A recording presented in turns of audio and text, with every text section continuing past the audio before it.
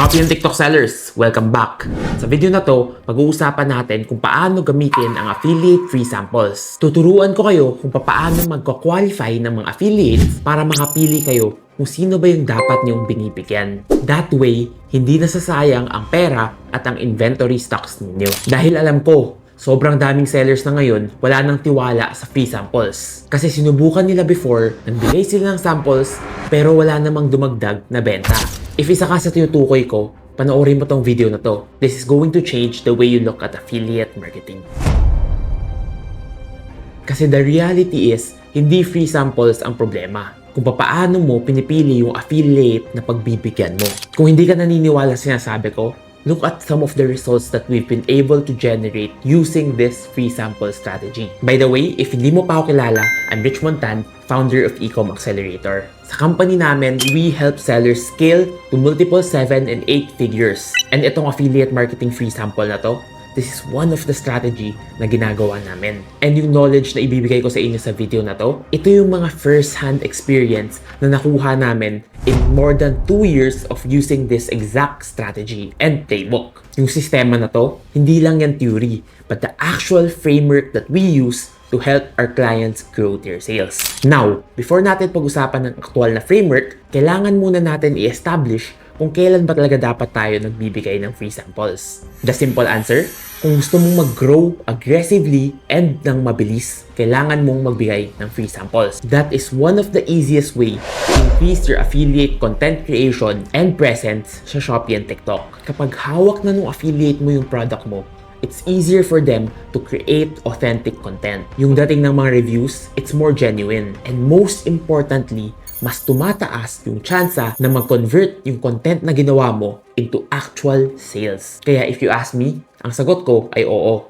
Worth it magbigay ng free samples. And I recommend and encourage you to do the same. Pero of course, may condition. Before ka pa magbigay ng free samples, before pa lumabas ang stock na yan, dapat ang pagbibigyan mo ay qualified. Alam mo ba na 90% of sellers, hindi affiliate marketing or free samples ang problema nila. Ang problema nila ay yung qualifications. Binibigyan nila kung sino-sino lang. Kung sino yung nag-request, yun yung bibigyan nila. Pero in reality, for this to work, you need to have a tedious process wherein tinitingnan mo ang qualifications ng affiliates mula sa post rate, average video views, follower count, at marami pang iba. And pag-uusapan natin yan more in-depth later sa mga strategies. Now, pag-usapan naman natin ang isa pang importanteng tanong pagdating sa free samples. Gaano ba dapat kadami or magkano ang binibigay natin worth of free samples sa mga affiliate? And here at Ecom Accelerator, we have a very simple rule that we follow. Every single month, at least 2% ng monthly sales ay napupunta sa affiliate free samples. So let me explain this further. For example, ang monthly sales mo ay nasa 1 million pesos. Based on this, ang sample budget na kailangan i-allocate ni seller ay 20,000 worth of product cost. And remember, mukhang malaki siya, pero hindi siya malaki when you put this in perspective to the possible sales na ipapasok ng mga content na gagawin ng mga affiliates mo. And honestly, in my 5 years of e-commerce, wala akong nakitang mas cost-efficient na strategy na better than affiliate free samples. Kasi instead of mag-hire ka pa ng full-on production team and content team wherein kailangan mo magpasahod, camera equipments, lighting equipments, labor, office space, at sobrang dami pang iba, affiliate marketing solves all that. Ang kailangan mo lang gawin bilang seller, you only need to give products. And remember, give products to the right affiliates. And remember, kapag tumataas ang sales mo, dapat tumataas din ang budget mo.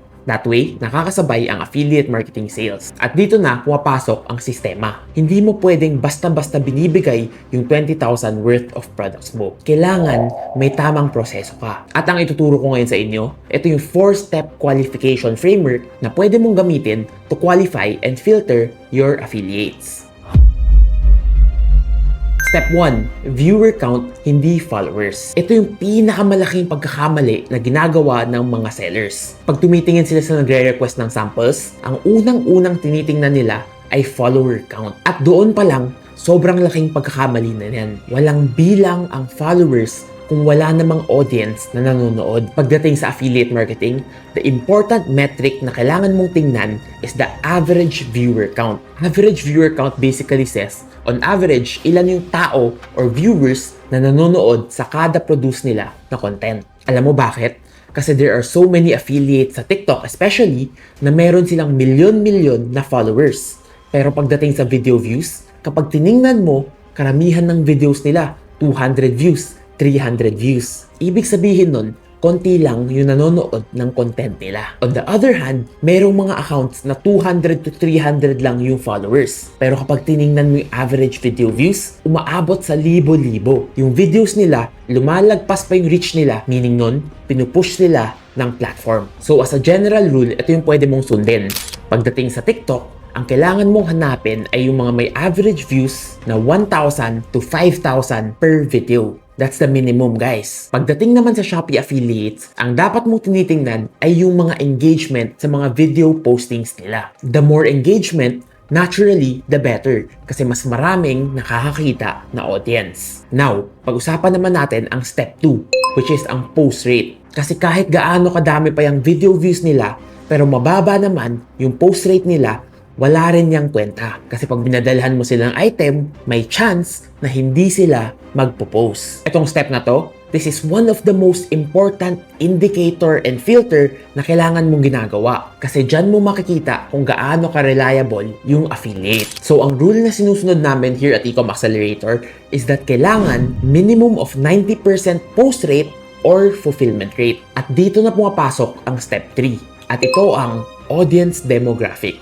Hindi sapat na maraming views at mataas ang post rate ng affiliate. Kailangan yung mga nakakapanood ng video, sila din yung tamang audience or customer for your products. Halimbawa na lang, nagbebenta ka ng skincare products. Tapos meron isang female na affiliate na nag-reach out na merong milyon-milyon na followers and hundreds of thousands of viewers. Pero kapag tinignan mo yung audience niya, it consists majority of male gamers. So based on step 3 of this framework, hindi mo siya dapat bigyan ng free samples kasi yung audience niya ay hindi aligned sa target customer mo. And if you want to take it a step further, you can go to their recent videos at tingnan mo yung comment section sa TikTok kung ano ba yung mga kino-comment at sino yung mga nagko-comment na tao sa videos nila. At pagdating naman sa affiliates, you can look at their past videos. Ano yung mga maraming engagement na videos? Ano yung mga product niche na lagi nilang pinopromote? Kasi most probably, yun din ang product category or niche nung affiliate na yun. At ito ang sikreto para sumabog ang affiliate marketing mo. Pagdating sa free samples, you need to find affiliates na yung audience demographic nila ay parehong-pareho sa customer target mo. And that right there is the secret kung paano kami nakapag-generate ng mga benta na ganito, na ganito, na ganito, gamit ang affiliate marketing. And last but definitely not the least, step 4, content quality. Kahit basic lang yung ginagawang content ng affiliate, ang importante, may effort. Hindi mo kailangan ng sobrang professional na content. Kasi remember, on platforms like TikTok, genuine reaction and interaction ang hinahanap ng mga customer. Basta tandaan mo, ang pinaka-importante ay ang effort. Dapat kahit konting minimal lighting, clear na background, malinaw na audio, simple things that makes all the difference pagdating sa quality of content. And as the seller, ikaw dapat ang nag-e-evaluate niyan. Find affiliates na you will be happy and proud to represent your brand. Kaya bago ka pa mag-release ng kahit anong sample galing sa warehouse mo, kailangan mo munang gamitin ang 4-step framework na sinabi ko. And I promise you, makikita mo na sobrang gaganda ang resulta ng performance ng affiliates mo. Now that alam mo na ang 4-step framework natin, kailangan naman natin pag-usapan ang mga common mistakes na ginagawa ng seller at papaano mo ito maiiwasan. Mistake number 1, hindi sila nakikipag-communicate sa affiliates. Pagdating sa free samples, ito ang kadalasan nangyayari. Nagre-request si affiliates at si seller nagpapadala. Hanggang doon lang yung partnership. Hinihintay lang nila yung content. Walang follow-up, walang check-in, wala ding support. The reality is, affiliates are not your employees. They are your partner. Kailangan mo silang kausapin. Communicate with them. Tanungin mo kung natanggap na ba nila yung item. I-share mo yung feature ng product. Or ano ba yung kwento ng brand? At ito ang sikreto na ginagawa namin sa Ecom Accelerator. Kinakausap namin yung affiliate and we ask them to create not just one video, but multiple. And kadalasan, karamihan ng affiliate, if you communicate with them properly, they have no problem creating multiple videos. At pagdating sa e-commerce, the more content, mas tumataas ang chances na mag-viral.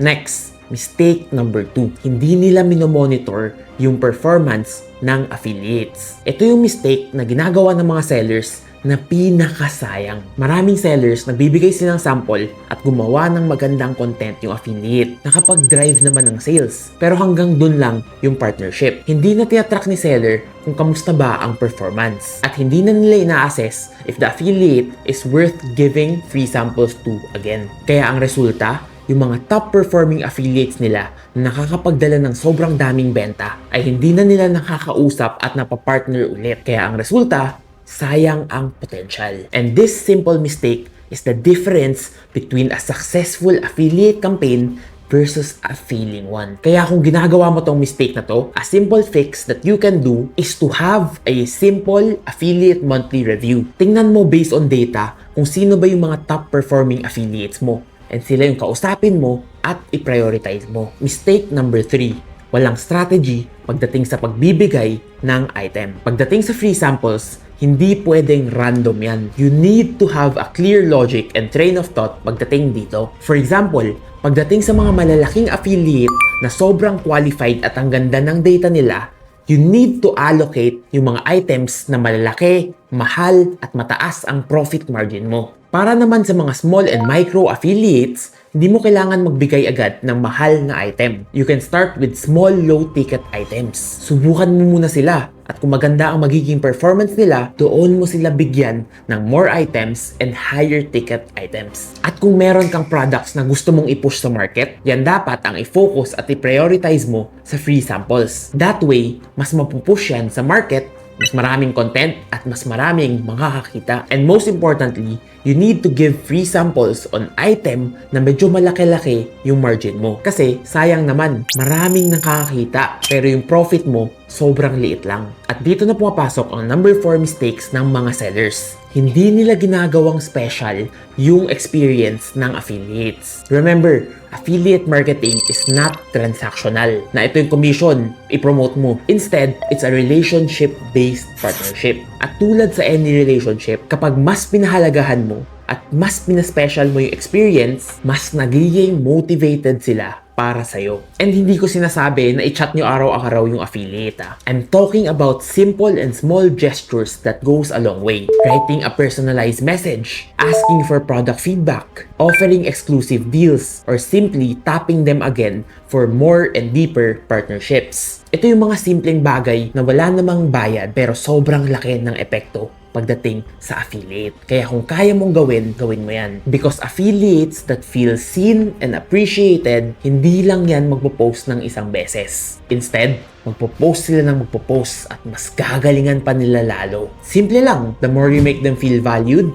the more they deliver. Ngayon, pag-usapan naman natin kung ano ang pwede mong gawin kapag may nag-reach out sa'yo na affiliates pero hindi sila pasok sa criteria mo. Kasi tandaan mo, porket hindi sila qualified, hindi ibig sabihin nun na hindi na sila magiging qualified in the future. So don't reject them. Ang gawin mo ay ang voucher alternative na tinatawag. Instead of saying, sorry, hindi ka qualified, bigyan mo sila ng exclusive voucher. 20%, 30%, or even 40%. Enough na may perceived value pero hindi masakit sa margins mo. An example message that you can send them is, hi, thank you sa interest mo sa aming products. Sa ngayon, yung mga free samples namin ay para sa mga existing affiliates na namin. Pero we want to support you. Here is an exclusive voucher para masubukan mo yung product namin at a discounted price. We look forward to seeing your content and providing you with more support in the future. Simpleng message lang, pero mas malaki ang impact kaysa a flat-out rejection sa mga affiliates. Kasi hindi na babalik yan kung ni-reject mo. Nakakuha ka na ng affiliate, nakakuha ka pa